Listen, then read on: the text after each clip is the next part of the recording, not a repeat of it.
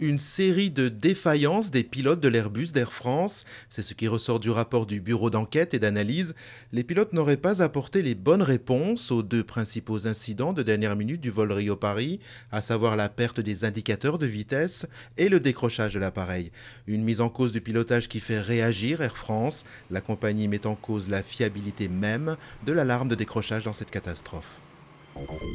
L'enquête sur les attaques en Norvège se poursuit. Anders Behring Breivik va être interrogé de nouveau vendredi.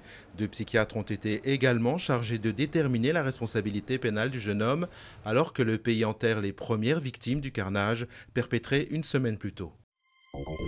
L'Espagne, de nouveau mise sur la sellette par Moody's. L'agence de notation menace d'abaisser la note de la dette espagnole. Un coup de semonce pour le gouvernement qui annonce le même jour la tenue d'élections législatives anticipées pour le mois de novembre. Dans un contexte économique très délicat, l'Espagne peine à sortir de la crise avec une croissance atone et un chômage endémique qui touche plus de 20% de la population active. Près d'1 million d'euros bruts, c'est ce que Raymond Domenech devrait toucher dans le cadre d'un accord avec la Fédération française de football qui devrait être ratifié le 4 août. L'ancien sélectionneur des Bleus, limogé pour faute grave après le fiasco du Mondial 2010, réclamait près de 3 millions d'euros.